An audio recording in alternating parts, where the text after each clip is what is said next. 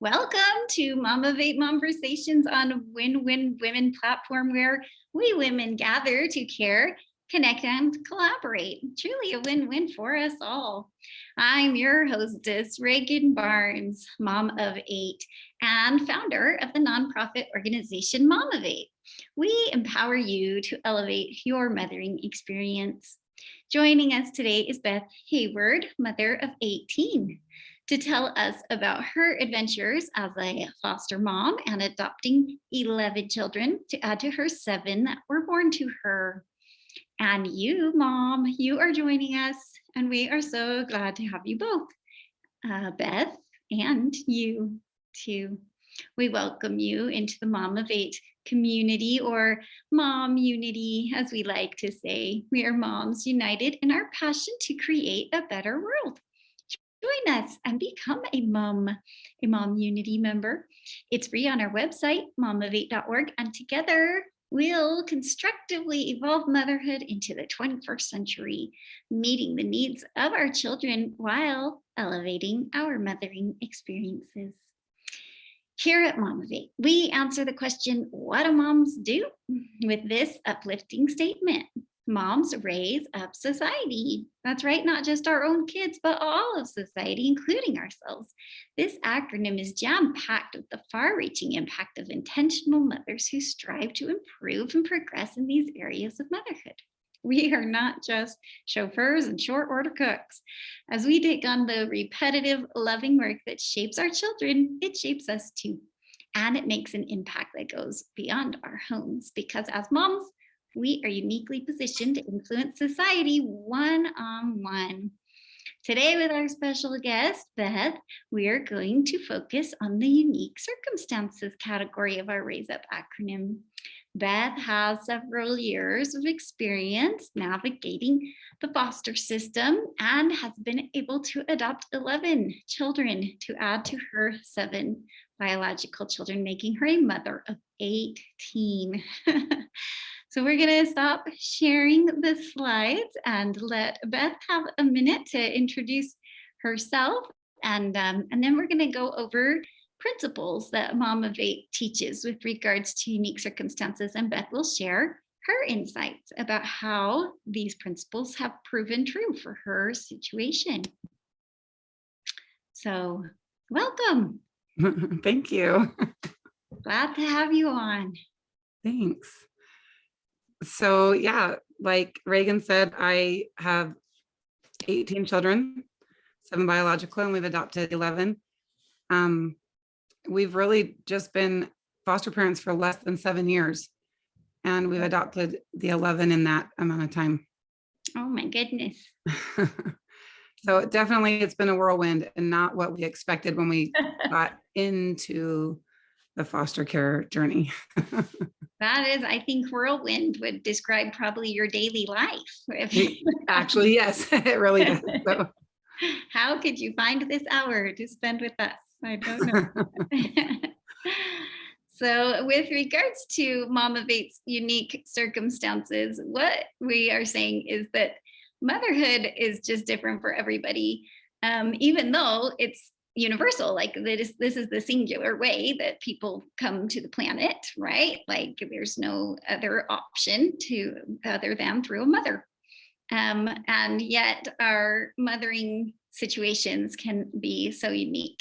And so we want to kind of be able to support one another through our various differences, and connect one another with resources. And so the principles that we teach at Momivate are just that we have like keywords that we go through. There's the principle where we pledge to mother our unique children or in our unique circumstances to the best of our ability while avoiding comparisons.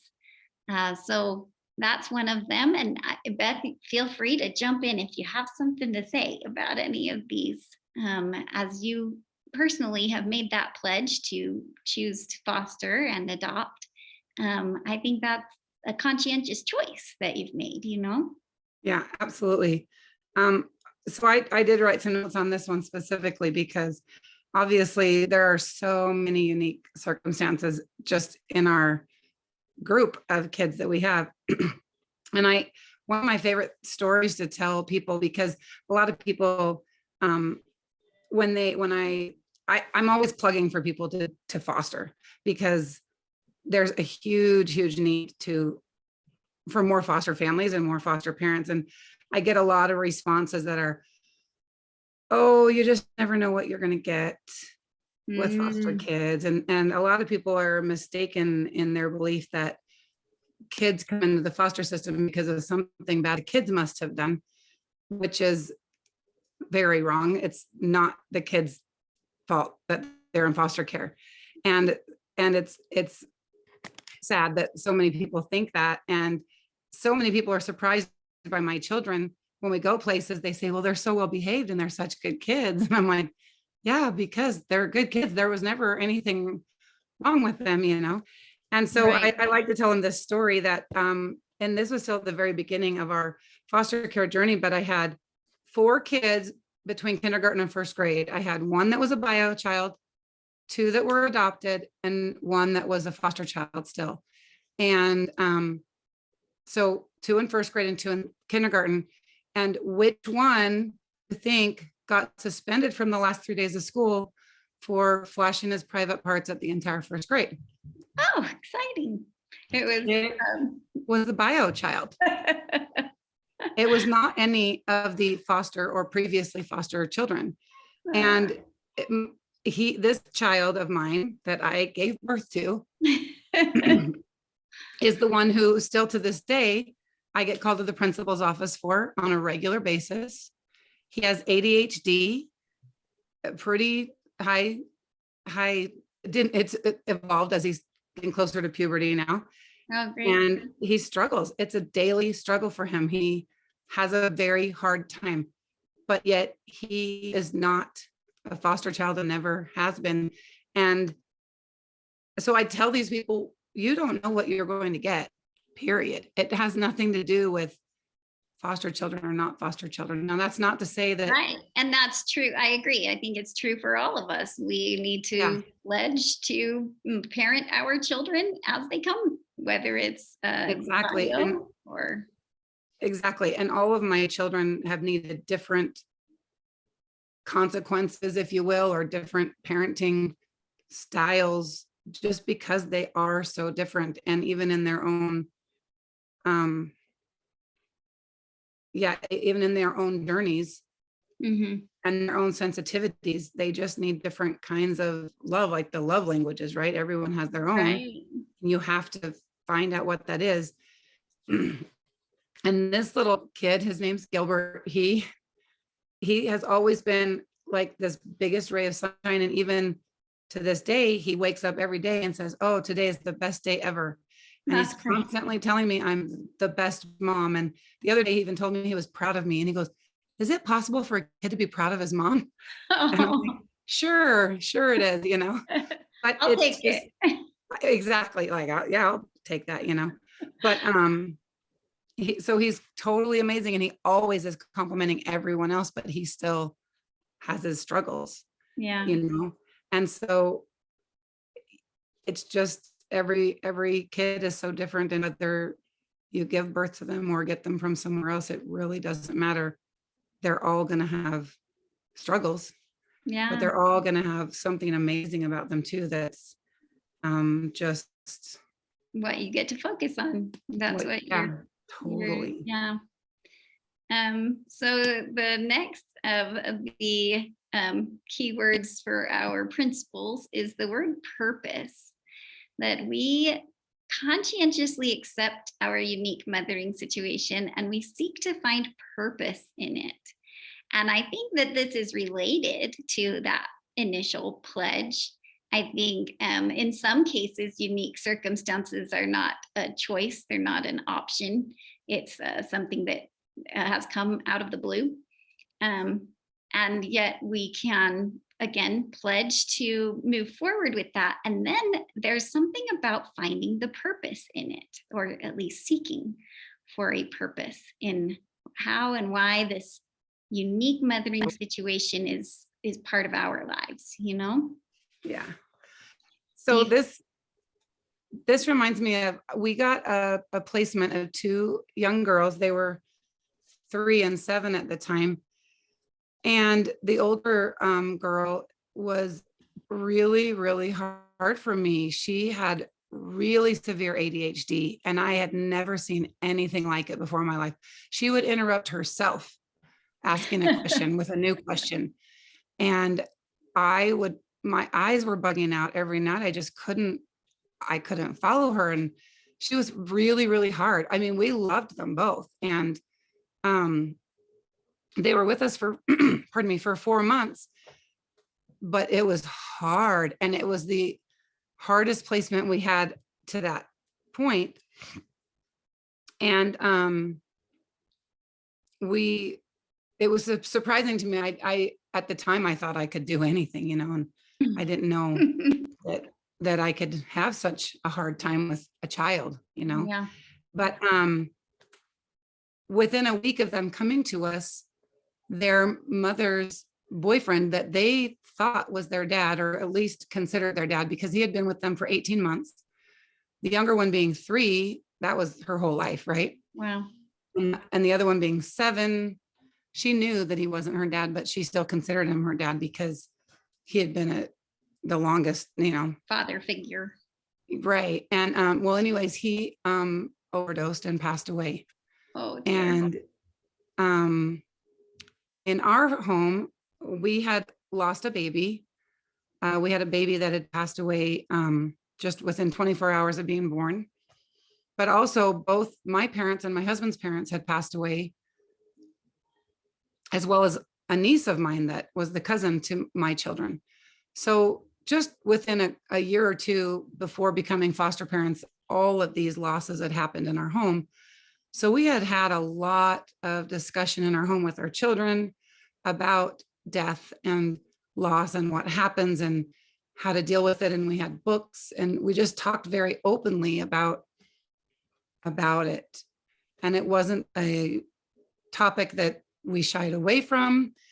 And so when this happened with them, their Nana and their mom had no idea how to talk about it, how to talk to them about it, and how to help them process it. And we were able to help them with it. And both their Nana and their mom came to me later and thanked me profusely because I think we talked to them and then they talked to their Nana and their mom. Yeah. And it helped the Nana and the mom Wow. deal with. And I told myself later, when the girls left, they went to be with their Nana, which at the time I thought was what needed to happen. I was trying to find my purpose in their lives at the time. Yeah. And I thought that was it. I thought maybe they needed to come here because we were the people to help them through that specific time. Like, Right. if that was going to happen, because nobody else that they were in contact with could help them through that the way that our family could, because all of the children even had a healthy understanding of how to handle the death and how to process it and what to do. And I think it helped their extended family as well as just the children. So it is nice to be able to find purpose. But the other thing that I have found over the course of all of my motherhood, which is long before becoming a foster parent, is that I just have faith that eventually we will understand the purpose in whatever happens. And sometimes it's not until 10, 15, 20 years down the road. Yeah. But there is a reason and a purpose for everything, even if waiting for a child or whatever the case may be. These girls actually eventually came back to us, and we just adopted them at the ages of 7 and 11.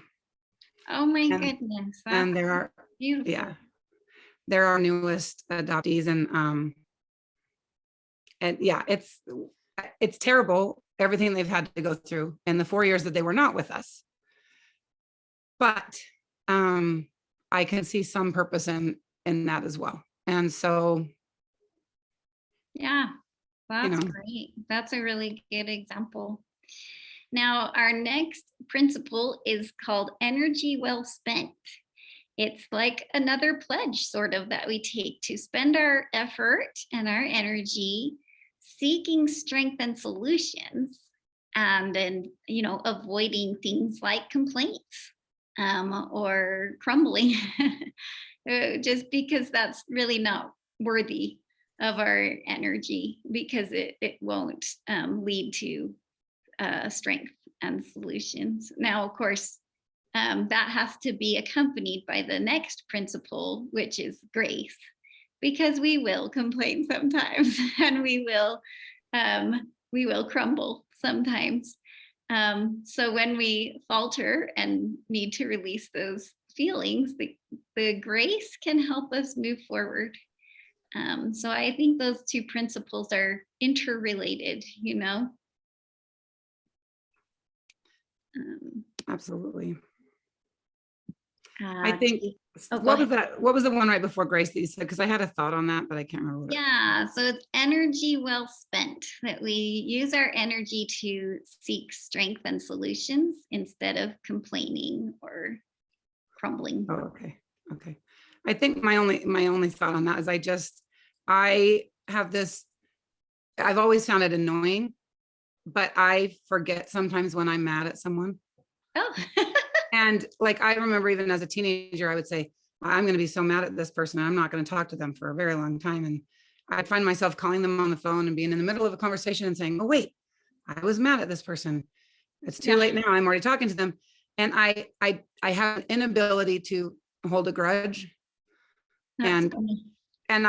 I find myself now being so thankful for that. And maybe it's grace that's allowing that in my life, because and I think it's going to come up later. Let's see if it's enduring with joy. I think that's but people say to me, like, how do you do this? Well, every day I just start fresh, because you can't hold on to all of that negativity. You have to start over, Right. and I think that I have somehow been given some strange ability to be able to do that for the Yeah, most part. I'm not saying every day is perfectly fresh. right. Sometimes little things creep in, or sometimes, that freshness only lasts an hour or two, depending, That's true. but for the most part, I can just, I I tend to just forget the bad stuff and move on. So anyway. Yeah, that ties in really well then with the energy well spent and the grace too, because it is, you're giving grace to those people, and like you said, maybe it's not on purpose, like you didn't have to take deep breaths and purposely give out that grace, but it's perhaps a innate talent within you to. You thought of it. I think you labeled it as a forgetfulness thing. But it can possibly be more than that. Maybe it's a deep sense of grace. And I think that's beautiful. So yeah, as we move forward with the principles, then the next one in order is instincts, that we need to trust our maternal instincts and grow those instincts. If they are like seeds in our souls, then let's cultivate those seeds. Let's give them whatever metaphorical water and sunshine and fertilizer, so that they become these confident capabilities that they're meant to be. Do you feel like that has come into play with your situation, having maternal instincts? Absolutely. My first one that I recognized was before we became foster parents, but I was pregnant with number 6. And I mean, I was sick every single day with him. He's the only one I ever had any sickness with. Oh my But goodness. the whole 9 months I was sick every day with him. And I had just gotten back from visiting with my mother in Idaho, and I went straight to bed, and I just was laying down, and I heard one of my kids come to the door, not my bedroom door, but just the house door. They had been at the park. And they said, Sarah fell down and she thinks she broke her wrist. She was wearing Heelys, those shoes with heels and wheels and heels. And I could hear my husband's response, and husbands are kind of all the same. all he could hear were, dollar signs. And he said, oh, she'll be fine. I'll just put some ice on it and everything will be fine. But immediately I knew that she had broken her wrist somehow. Motherly instinct, right? Yeah. So I took a deep breath. And even though I was sick as a dog, I thought, oh, I will just take her to the doctor because I know he will not, even if I tell him to. Right. So I got out of bed and I trudged upstairs and I said to him, I'm going to take her to the doctor. If we go to the doctor's office during the day, it's just a copay of a doctor's office. But if we wait until the evening or the weekend, and it was probably a Friday, then we're going to have an emergency room copay. And so that, then he's like, oh, that makes sense. Let's do that, Yeah. So, and sure enough, it was a broken wrist. And so that starts giving me the confidence that sometimes you need to, those are true motherly instincts. Right. And it came about again as we had teenagers. We had one that was just really struggling with mental illness. And this is such a hard thing right now. It's rampant everywhere. It is. And my husband, again, really struggled with putting kids on medications and the therapy. He didn't have a lot of faith in that. He totally does now, by the way. Oh, good. But at the time, he was very resistant to it. And this was, again, before foster care. Well, actually, I think we were at the beginning of our foster care journey when this happened. But I felt really strongly that she should get a dog. She wanted one. Okay. And I thought, if you're going to resist her getting into therapy and resist her getting on meds, then you're going to have to give in and let us do this dog thing.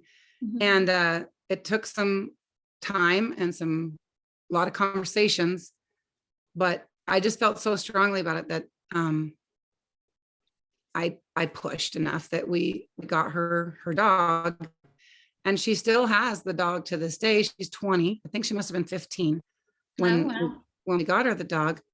And it has made a really big difference. But also now 3 of our adult children have dogs, but they got them, younger. Yeah. And but we've been able to see the difference it's made in their emotional health. And they've testified to us the difference it makes in their emotional health. Our 25-year-old right now tells us, so we had I think I mentioned this already, but we had a baby who passed away. Yeah. And now a lot of our adult children really struggle with depression around that time of year. It was in November. Okay. So it's seasonal depression.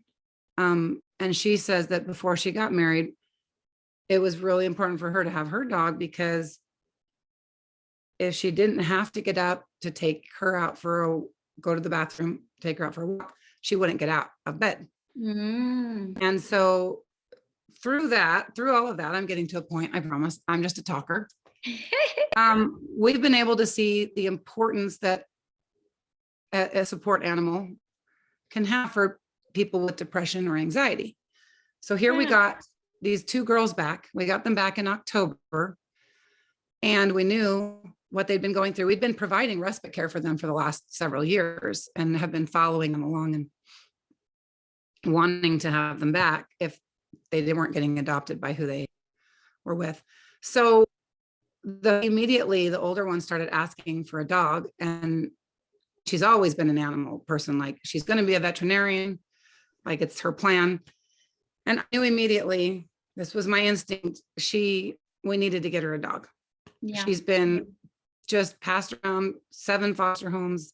It's just been a long time. She needed to know that we cared enough to, do this thing. And I knew it would help her out.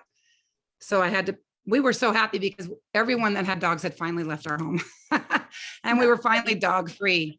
And I was like, oh, guess what, honey, we're going to have to get another dog. But he could see it too. And so we got her a dog, but it has made a really, really big difference, not only in her emotional health, but in our bonding with her. That's neat. She knew, like, it was just, she could tell that we cared enough, because she said every time she's ever gotten put in a home, she's asked for a dog, and the answer is always no. Oh. And it just made a difference. Yeah. And so, so the instinct way back then for Janet helped me know this time. Does that make sense? Like it all Yeah. builds up to, I knew it this time. I wondered before, but this time I knew it. Yeah. And trusting those instincts. That's Yeah. beautiful. Well, I just am going to really quickly introduce these last three principles, but we're going to have to continue with that conversation back and forth once we end the recording. So they are to endure with joy, and realizing that it's a marathon, not a sprint. And so let's intentionally adjust our experiences to enjoy as we endure. And then sharing strength. So as we go through whatever our unique circumstances are, and we build that fortitude amidst our challenges, we can reach out and share those successes to inspire and support and empower others in whatever their unique circumstances are. And then our last one, which shouldn't be last, is accept help. So having a grateful heart as we seek out and ask for and accept help, knowing that it takes a village. Whatever our circumstances might be, there is help out there, and we're not meant to carry things alone.